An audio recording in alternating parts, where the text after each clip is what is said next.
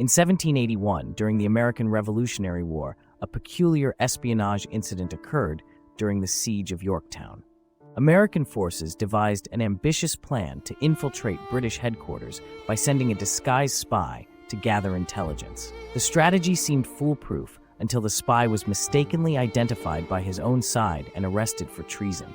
Thus, rather than providing crucial enemy information, the operation led to confusion and a temporary disruption within the American camp.